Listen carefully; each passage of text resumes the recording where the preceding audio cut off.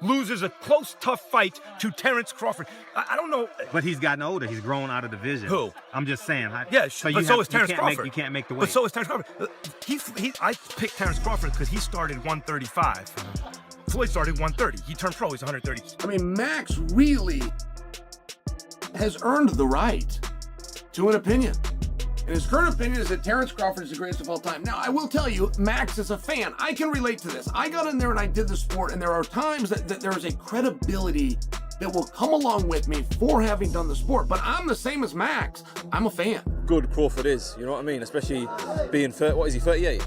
Something like that, yeah, 38. So listen, to do what he done in the manner he did it, moving up 2 weights, in my opinion, in my humble opinion, one of the great. Max Kellerman weighed in on the buzz around a potential Mayweather vs. Crawford clash, pointing out the sharp contrast in their careers. He noted that Floyd built an unmatched resume by carefully selecting opponents to preserve his perfect record, a strategy that brought success but also criticism.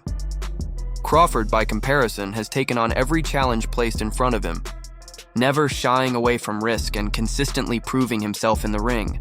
And while Mayweather's legacy is cemented, Kellerman leaned toward Crawford, arguing that his fearless approach and willingness to fight anyone could ultimately give him the edge. It's wild, because if you look at Floyd's resume, it's much deeper than Crawford. And Floyd was faster and he had a better defense and all that stuff. But Floyd picked and chose when he fought guys, especially once he left lightweight. He wiped out the junior lights, bring him. Lightweight, he jumps up to Jose Luis Castillo first thing. A lot of people think he lost the first fight, I didn't, but then he won the rematch. But once he left lightweight, he was careful about when he fought guys. So even though his resume is deeper with names, people remember, but he didn't want it with certain dudes at certain times. Crawford, we all witnessed, even though the resume is thin in certain ways, he wanted it with everyone the whole time. That makes a difference to people. Max Kellerman has often questioned whether Floyd Mayweather truly deserves the top spot on the all-time pound-for-pound list. While he acknowledges Floyd's unmatched technical brilliance, Kellerman argues that pure skill and an undefeated record don't automatically define the greatest of all time. Instead, he points to Terence Crawford's resume, a fighter who has captured world titles in 4 separate divisions. For Kellerman, that achievement puts Crawford in rare company alongside legends like Manny Pacquiao, whose legacy was built on climbing weight classes and defeating champions at every level. In Kellerman's view, greatness isn't just about staying unbeaten. It's about daring to take risks, moving through divisions, and consistently testing yourself against the toughest opposition available.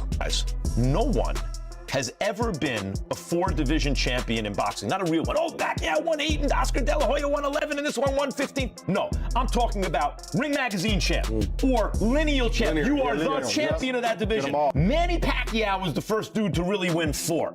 Floyd gets credit for 4 for beating Canelo, but that wasn't at the junior middleweight limit. I don't count that. I don't count that. Terence Crawford just joined Manny Pacquiao as the only legit 4-division champion in the history of boxing. In another sharp critique, Max Kellerman argued that Floyd Mayweather's perfect record wasn't just about brilliance in the ring, it was also about careful career management. He noted that while Floyd built his reputation early on with dazzling defense and skill, his later years were marked by strategic matchmaking. Too often, opponents were past their prime or chosen because they posed less risk than others available. Kellerman's point is clear. Mayweather's 0 was as much a business plan as it was a badge of dominance. Yes, Floyd was great, but fans wanted to see him pushed into genuine danger. Instead, many of his biggest fights felt like calculated mismatches, leaving some to question the true weight of that undefeated legacy. Floyd was fighting everyone right up until the point where he started to make money. But as much credit as you get for making, the primacy of business, for making business your priority, well, that comes with trade-offs. Because when you make business decisions constantly, sometimes your athletic achievements won't be regarded in the same way as if you made athletic achievements your priority. That said, Mayweather has accomplished a tremendous amount athletically. But the 3 fighters he didn't fight, Antonio Margarito, Manny Pacquiao, when he was obliterating De La Hoya, Hatton, and Cotto, and Shane Mosley when he still had something left. And while he will wind up fighting fighting Pacquiao and Mosley, it'll both be, at the right time for Floyd. That said, what about at the right time for Floyd? He's also ancient. A fighter approaching 40, fighting at the level Mayweather is fighting, is unheard of. Mayweather, until recent times, would be considered one of the greatest older fighters. That would be the whole story. Oh my God, can you believe how old Mayweather is? It was a little bit unfair to Floyd. Say, well, you're picking these guys at the right time. Floyd is old. Max Kellerman's bold praise of Terence Crawford as potentially the greatest pound-for-pound fighter ever didn't land quietly. It drew sharp pushback from fans and analysts who remain fiercely loyal to Floyd Mayweather's legacy. Critics argued that Kellerman was rushing to crown Crawford, pointing out that his career still has chapters left to write. But not everyone saw it as controversial. Former UFC star Chael Sonnen stepped in to defend Kellerman's stance, stressing that bold opinions are part of what keeps combat sports alive. Sonnen explained that Kellerman's take wasn't bias, but the perspective of someone who has tracked the sport's evolution for decades. In the end, the moment underscored why debates about the greatest of all time never fade. They're fueled by passion, perspective, and the constant tension between established legacies and the rise of new challengers. Max really has earned the right to an opinion. And his current opinion is that Terence Crawford is the greatest of all time. Now, I will tell you, Max is a fan. I can relate to this. I got in there and I did the sport, and there are times that there is a credibility that will come along with me for having done the sport. But I'm the same as Max. I'm a fan. I stopped off and had a career doing it, but I started as a fan during my time in that career, and now I'm a fan. And Max was a little heavy on Canelo. Now, when I say it was a little heavy, it just surprised me as such an expert, as a guy that knows everything. I mean, Max knows the amateurs. He knows what Usyk did in the Olympic Games and the World Championships and the Golden Gloves before that, and he knows everybody else as well. I was a little surprised, if I'm being fair, at how much he thought Canelo was a great fighter. That part did surprise me. But just because Canelo has been beat doesn't mean he's not. It's interesting. Canelo's had some really hard fights, and by the way, he's had a lot of them. There's not usually a time in boxing where a guy can have anything but a 0 in his loss column, and the guy can still get over. Not only was that not the case, Canelo was valued just dollar and cents at 10 times more valuable than Crawford. Oh, by the way, Crawford is the only one that showed up with an undefeated record. And I must admit, some of those losses that Canelo had seem like the kind of thing that would really slow a guy down. News of Terence Crawford setting his sights on becoming undisputed at middleweight has sparked both excitement and doubt. After already toppling Canelo Alvarez, the fighter widely viewed as the face of modern boxing, Crawford's legacy is secure in the eyes of many. That victory dismantled the belief that only size and raw strength could stop him. Some analysts argue he has nothing left to prove, having already conquered the sport's most powerful and marketable star. Yet Crawford's decision to chase undisputed glory at 160 pounds shows his relentless hunger to push boundaries. If he pulls it off, he'll join an exclusive club of fighters who didn't just achieve greatness, but kept raising the standard long after they'd earned it. Anti-climaxing for him to drop back down because you already reached the height. You already slayed the giant. And essentially that's what Terence Crawford has already done. He slayed the giant, okay? Anything else he can do is going to be anti-climaxing. Nobody else he can fight. Canelo Alvarez is 63 wins, 3 losses, 2 draws, 39 wins by way of knockout. Canelo Alvarez is the face, or was the face, of the sport of boxing, right? And you defeated him and outclassed him. Everybody expected you to get knocked out. It was a money grab. It wasn't realistic. And you achieved it, right? There's nothing else you can do but one thing. And as I stated, you can put your crown so high on the pedestal, it's almost impossible to reach. And I stated that becoming undisputed in another glamour division in 2 fights, because it really doesn't matter who Terence Crawford fights at this point in time. There is no name that's going to garner him the traction and attention that he got from fighting Canelo. If he fights Ron Ennis, it's not going to do it. Virgil Ortiz, not going to do it.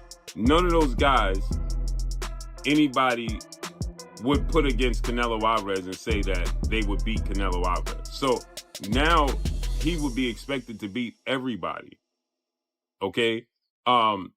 Sebastian Fundora, the Towering Inferno, because of the size difference, he's 6'6", 80 plus inch arm reach, right? At fighting at 154 pounds, that would be attractive. When the debate shifts to the greatest of all time, Max Kellerman refuses to crown Floyd Mayweather by default. He argues that while Floyd's technical mastery is undeniable, true greatness is measured not just in perfection, but in risk. Fighters like Muhammad Ali and Roberto Duran etched their legacies by stepping into the ring against the best, often without concern for timing or advantage. In contrast, Kellerman contends that Mayweather's career was built on calculated choices that protected his record and maximized his earnings. For Kellerman, that cautious approach strips away the fearless spirit that defines legends. This is why he resists the narrative of Mayweather as the unquestioned GOAT and instead points to fighters like Terence Crawford, warriors who consistently take on dangerous challenges without hiding behind business strategy. Rocky Marciano was 49-0. Before Floyd got to 50-0, he was a heavyweight champ. Did anyone ever consider Rocky Marciano the GOAT? No, not seriously, no. Why would Floyd be considered the GOAT? Because he beat more fighters than Rocky did, more great ones? That's true. But really, Floyd was careful in the way he selected opponents. Don't get that twist. It's not that Floyd didn't fight a lot of great fighters. He did. It's not that I don't think he would have beaten a lot of the tougher fighters than he fought. I think he probably would have, but he didn't do it. He waited. He waited till Pacquiao wasn't at his best anymore. He didn't fight Margarito when Margarito was tearing everyone up. He waited for the right time to fight people. He got paid twice as much for fighting Pacquiao in a less dangerous fight than he would have had he fought him when everyone wanted to see him fight. Floyd is among the all-time greats, but he ain't number one. British prospect Hamza Shiraz recently voiced his admiration for the way Terence Crawford has carved out his legacy. In Shiraz's view, Crawford's journey is unique because it blends dominance with an uncompromising willingness to face elite opposition. He praised Crawford for not just defeating champions, but doing so with such precision and calm that he makes it look effortless. For Shiraz, Crawford's legacy isn't only defined by wins, it's about the message behind them. True greatness, he argued, comes from seeking out the toughest challenges rather than sidestepping them. In that light, Shiraz joins the growing chorus of fighters and fans who see Crawford's career as one of the purest examples of boxing excellence in the modern era. Whack, like I was saying it, oh mate, I had it totally wrong. But it just goes to show how good Crawford is, you know what I mean? Especially being, 38? Something like that, yeah, 38. So listen, to do what he done in the manner he did it, moving up 2 weights, in my opinion, in my humble opinion, one of the greatest to do it, one of the greatest to set foot in it. You know what, it was an honour to watch himself and Canelo live ringside. So the outcome of it wasn't ideal because if Canelo won, I would have been in line next, which is still the case, but just delayed a little bit. And I suppose it all depends what Crawford wants to do. I saw a post from Umar actually, who put out before the fight, said, I really want my boy Hamza to win, but I think that Crawford will win. And I think a lot of people kind of possibly have seen that sentiment of they want him to win for you, but at the same time, a few people I spoke to picked Crawford to win. Yeah, no, exactly. And it was a split of opinions, wasn't it? It was very, very divided. But then straight away, when the first bell went, and I see Crawford run to the centre, grab centre, you know he weren't there to fuck around, man. And he just bossed it. I think I'll give Canelo no more than 4 rounds. But then at the same time, you've got to put yourself in Canelo's shoes. He's achieved everything he's needed to do in the sport.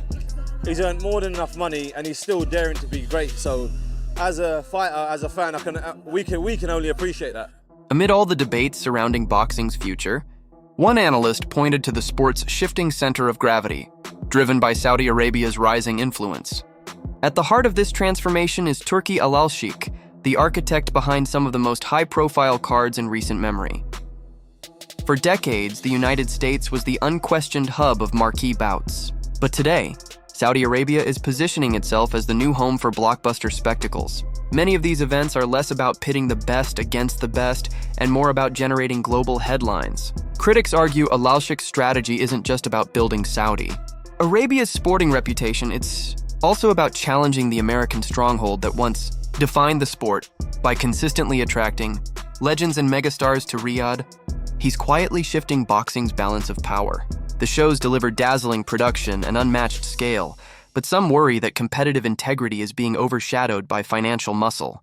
The question lingers: is boxing evolving into a new global era or slowly losing the spirit that made it great? Defeated now 42-0 with 31 KOs, defeated Saul Canelo Alvarez 63-3-2. Moving up 2 weight divisions was a brilliant performance. We're going to analyze the actual performance and how good he was technically, tactically, physically later on in the show when we talk about the pound for pound list, Spencer and I. But what I want to ask you is, given that the judges scored it 115, 113, 115, Tim Cheatham 115, 113, Max DeLuca 115, 113, Steve Weisfeld 116, 112. Yeah, 116, 112 is 8 rounds to 4. I had it 9 rounds to 3. I could even have scored it 10 rounds to 2. How did you have it? Yeah, I had it 117, 111. I thought the scorecards... 9 to 3 then, yeah? Yeah, I thought the scorecards were way too close. But that was always going to happen with Canelo Alvarez to beat him in Vegas. We've seen a few fights go close before. Triple G was one that comes to mind straight away, where I thought Triple G had won the first fight for sure, and it didn't go his way. Imagine this, Spence. If Terence had tripped over Canelo's feet late in the fight, let's say he tripped over, and they'd scored that a knockdown, it would have been a majority draw. Yeah. And we'd have been screaming blue murder, wouldn't we? We'd have got a rematch. Yeah. We might still get a rematch. I was going to say that, by the way. That's the only place now for Canelo Alvarez to go to. We know he's still got a couple of fights left with Riyadh season in his contract. I think he'll become like a Ronaldo, a Cristiano Ronaldo for Turkey Al Sheikh. That's what he seems to be setting up as.